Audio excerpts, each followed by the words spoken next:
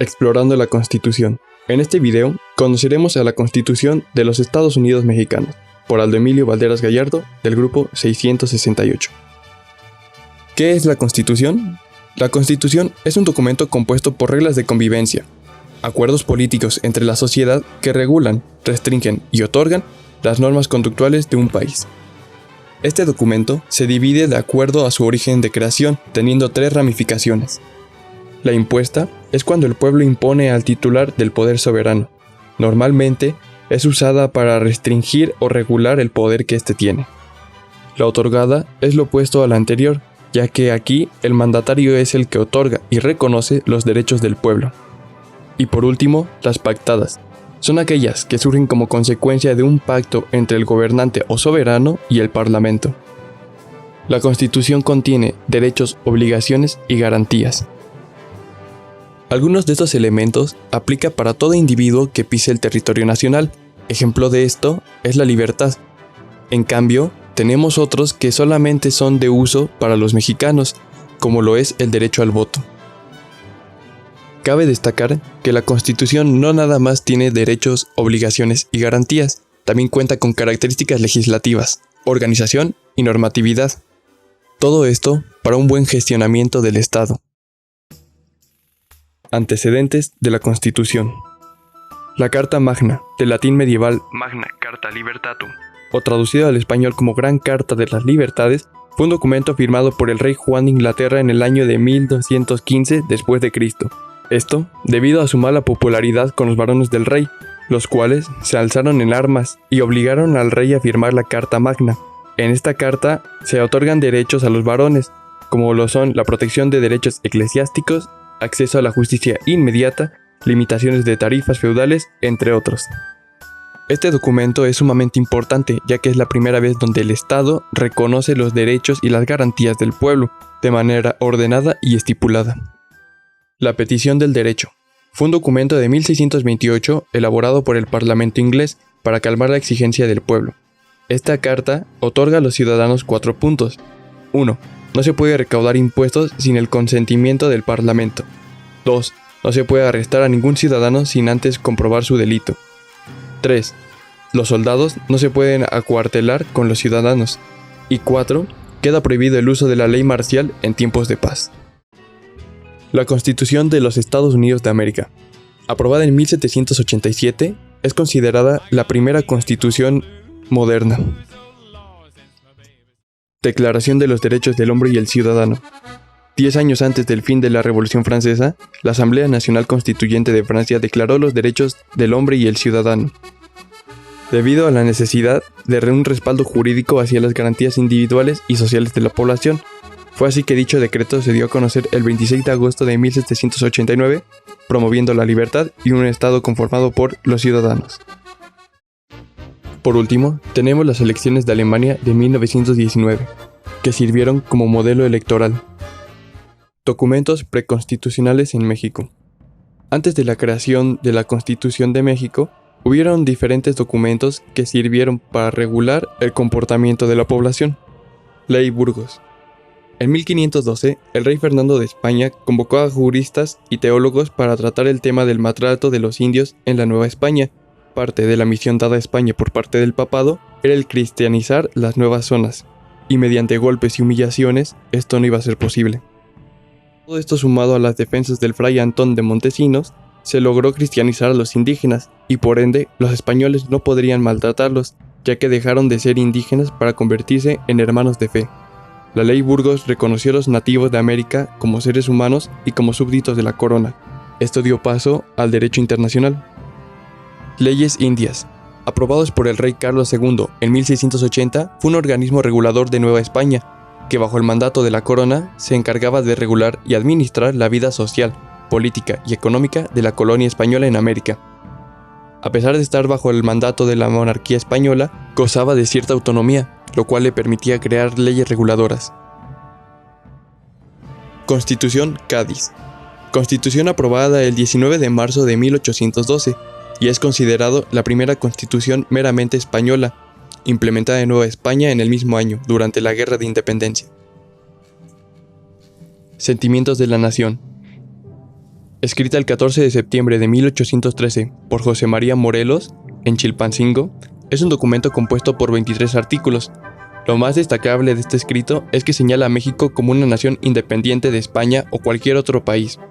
Por ende, elimina los tributos pagados a España, estipulando la religión católica como única religión nacional, la división de los tres poderes, ejecutivo, legislativo y judicial, y que el poder es del pueblo.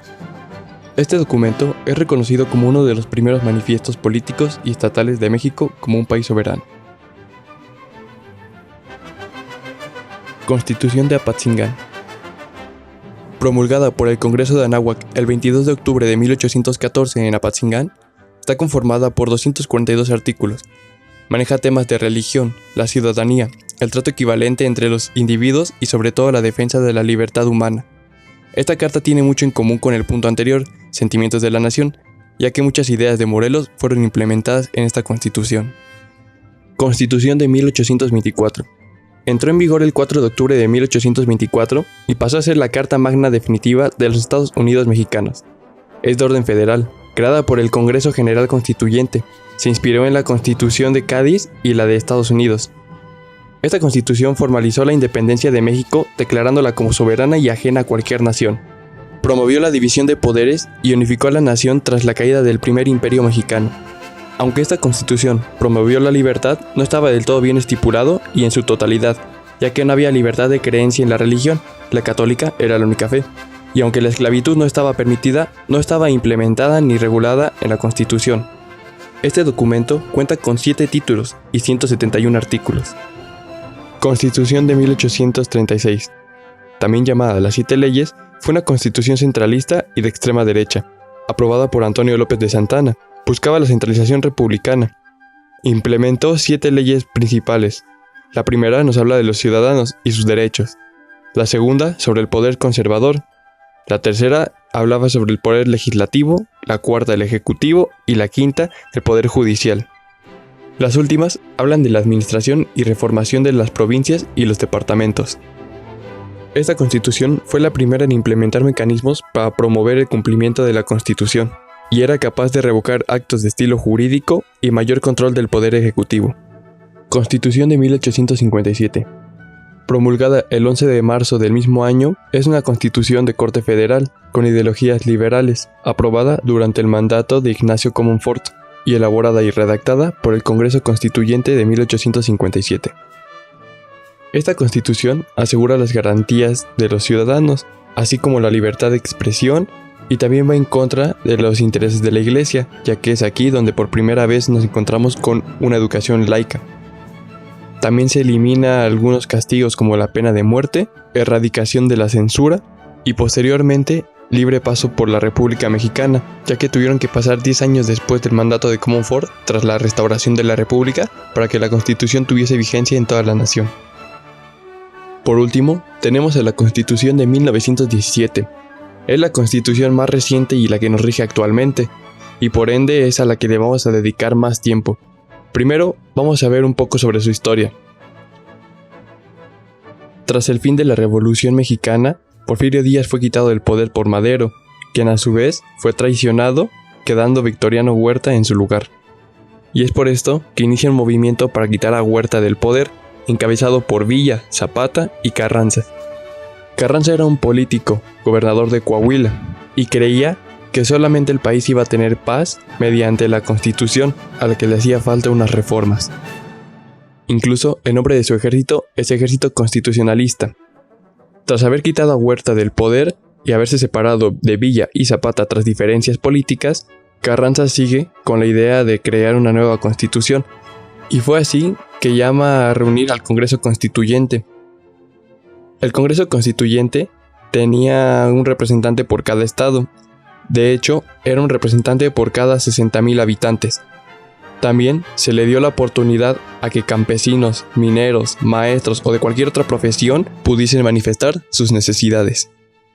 Y fue así que el 5 de febrero de 1917 nace la Constitución de 1917.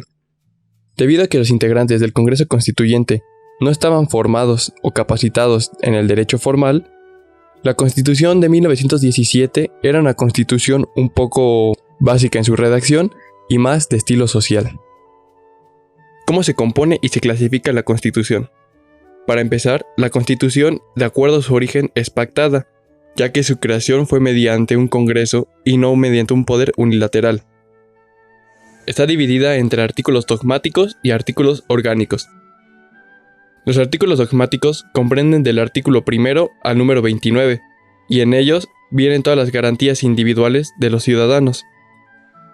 Por otra parte, los artículos orgánicos comprenden del artículo número 30 al número 136. Se establece la forma de organización del Estado.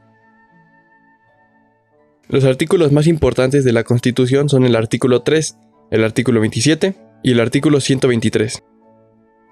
El artículo 3 nos habla de la educación, ya que dice que el gobierno tiene que dar una educación gratis y laica. Laica significa que no puede haber intervención de la iglesia o de alguna religión.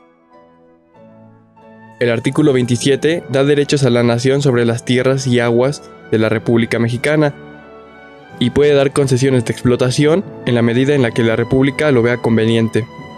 También en este artículo nos habla de la repartición agraria. Por último, y uno de los más importantes, el artículo 123, el del trabajo, donde nos dice que hay jornadas del trabajo de 8 horas y los trabajadores tienen derecho a huelga. Este artículo es importante debido a que es reconocido como el primer artículo de una constitución en la cual se defiendan los derechos del trabajador. Por ende, la Constitución de México es considerada la primera constitución meramente humanista, influenciando a constituciones como la de 1919 en Alemania.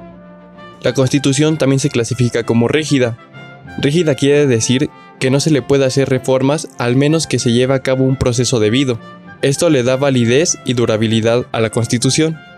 Aún así, comparando la Constitución que nos rige actualmente con el primer escrito lanzado en 1919, vemos que la Constitución ha aumentado el número de palabras que tenía en esa época, casi siendo 3 veces más extensa que la original. Por último, aunque la Constitución está para respaldar las garantías individuales, también puede suspenderlas en casos individuales como el cometer un delito, o bien también se pueden suspender las garantías de toda la población. Esto se da sobre todo en casos de invasión, perturbación grave a la paz pública o de lo contrario, que ponga a la sociedad en grave peligro o conflicto. Esta suspensión de las garantías individuales solamente pueden ser realizadas por el presidente de la nación. También es importante mencionar los artículos transitorios, que sirven para regular algún hecho jurídico en específico y por ende tienen duración establecida.